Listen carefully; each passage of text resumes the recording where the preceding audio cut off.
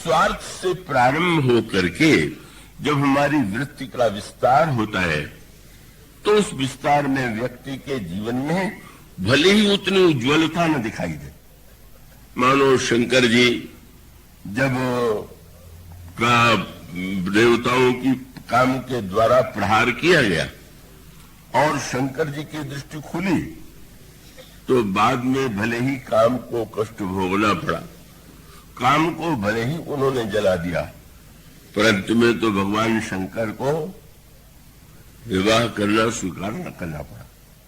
और वहां पर भी ब्रह्मा ने यही जाकर के कहा कि हम चाहते हैं कि आप विवाह करें, और वही कहा कि सकल सुरन के हृदय अस शंकर परम उछाह निज नयननि देखा चह नाथ तुम्हारे विवाह। महाराज आप लोग अनादि हैं, अब वे आपकी शक्ति है, पर वो आप दोनों का मिलन कब हुआ कैसे हुआ इसको तो हम लोगों ने नहीं देखा। अब आप विवाह कर लीजिए तो हम लोग भी तो उस विवाह का आनंद लें। और उसके बाद फिर जो सुंदर क्रम आता है वो बड़े महत्व का। भगवान शंकर विवाह करके आए तो ऐसा नहीं कि उनके जीवन में श्रृंगार नहीं, भोग नहीं है, ऐसा बिल्कुल नहीं। मानो ये रामायण श्री रामचरितमानस में मानव जीवन का जो संतुलन है उसकी ओर संकेत। अभी नहीं कि कब विवाह करके आया और उसी दिन से वेदांत का उपदेश या भक्ति का उपदेश पार्वती को देने लगे। कई लोगों को यह अतिरेक हो जाता है, वो समझते नहीं कि हर वस्तु का समय होता है। इससे गोस्वामी जी कहते हैं भगवान शंकर जब विवाह करके लौटे तो गगन समेत बसहि कैलासा हर गिरिजा विहार नितनयऊ ये विधि विपुल काल चले गए हूं। भगवान शंकर और पार्वती विहार करते हैं और करही शब्द स्पष्ट कर दिया, करही विविध विधि भोग विलासा और गगन समेत बसहि कैलासा। भगवान शंकर के लिए जब इस शब्द को लिखा गया तो किसी ने कहा विस्तार से वर्णन आप कर सकते हैं। उन्होंने कहा कि नहीं, जगत माँ तो भगवान शंकर जगत पिता है और भगवान भगवती उमा माँ है, इसलिए जगत माँ तो पितु संभव भवानी तेई श्रृंगार न कहो बखान। इसलिए मैं केवल इतना संकेत करता हूं, उसका उद्देश्य क्या आगे चल करके फिर आप देखेंगे। बहुत काल तक इस तरह के बाद तारक सुर को वध करने वाले स्वामी कार्तिक का जन्म हुआ और स्वामी कार्तिक के द्वारा संहार हुआ तारकासुर का और संसार के लोग सुखी हो गए। अब उसके बाद जहां विवाह हुआ, विवाह में ऐसा भी लगा कि श्रृंगार है, राग है, और उसके बाद गोस्वामी जी वह दृश्य बताते हैं जब भगवान शंकर का एक रूप वह है जिसमें वे समाधि में, दूसरा रूप हुआ है जब वे देवताओं की प्रार्थना पर जब वे काम को भस्म कर देते, और तीसरा रूप हुआ है जब विवाह करते हैं और विवाह के बाद श्रृंगार की समस्त जो प्रक्रिया है उनके जीवन में सामने आती है।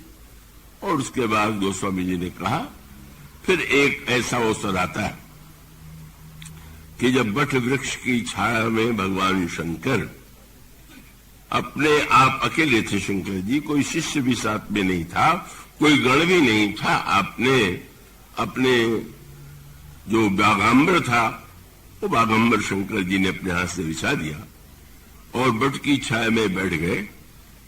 अब वहां पर दो रूप है शंकर जी के। एक रूप वह है जहां पर भगवान शंकर परम प्रशांत है, दूसरा वो है जहां शंकर श्रृंगार में संलग्न दिखाई दे रहे, और तीसरा रूप गोस्वामी जी ने लिखा कि अब भगवान शंकर का दर्शन करके ऐसा लगता है क्या बैठे सोह काम रिपु कैसे धरे शरीर शांत रस जैसे।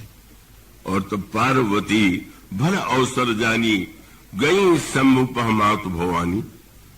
तब पार्वती भगवान शंकर के चरणों में जाकर के प्रणाम करती हैं और तब उन्होंने जब बड़ी विनम्रता से शंकर जी से कहा कि महाराज मेरे हृदय में कुछ संदेह है, डर गई कि फटकार न पड़ जाए, इतना कष्ट भोग लिया, अब भी शंकर तुम्हारे मन में संशय बना हुआ। तो आपने कहा तब कर अस विमोह अब नहीं, है तो मोह पर वैसा नहीं है। कहा अब तो राम कथा पर रुचि मनमाई, श्री राम की कथा के प्रति मेरे मन में रुचि भी आ गई है, तो इसलिए आप मेरे प्रश्न के उत्तर में कृपा करके राम कथा सुनाओ। भगवान शंकर ने कितनी प्रशंसा किया। राम कृपा ते पार्वती सपने तव मन माही, शोक मोह संदेह भ्रम मम विचार कछु नाहि। भगवान की कृपा से तुम्हारे हृदय में शोक मोह संदेह तो है ही नहीं। तात्पर्य क्या है? जब भगवान शंकर ने, भगवान राम ने स्वयं तुम्हारी कथा की और कथा सुना करके तुम्हारी पवित्रता का वर्णन किया, तो तुम में तो ये बात हो नहीं सकती। पर तुमने जो आज प्रश्न किया वो तुम तो अपने लिए कह रही हो कि मेरे मन में संदेह, लेकिन मैं यही कह सकता हूं कि वस्तुतः तुम्हारा एक कथा, वहां पर शब्द ये था, उनका पूछे वो रघुपति कथा प्रसंगा, सकल लोक जग पावनी गंगा। गंगा एक तो मेरे सिर पर थी, जिसको भगीरथ ने संसार के लिए प्रकट कर दिया, पर मेरे हृदय में भी राम कथा की गंगा न जाने कब से विद्यमान, और वो राम कथा की गंगा बाहर नहीं निकल रही। मैं उस आनंद में डूबा हुआ हूं। लेकिन आज तुमने कैसा सुंदर प्रश्न किया है कि तुम्हारे संदेह भ्रम के बहाने वो कथा जो मेरे द्वारा कही जाएगी, वह कथा तो अन्य लोगों को भी क्रमशः प्राप्त होगी। मानो तुम्हारी द्वारा जो किया जाने वाला प्रश्न है वो गंगा, तो गंगा का अभिप्राय यही है। मानो तात्पर्य है कि अगर गहराई से विचार करके व्यक्ति देखे तो उसको लगेगा कि स्वार्थ की पूर्ति के लिए भी परोपकार आवश्यक है, परहित आवश्यक है।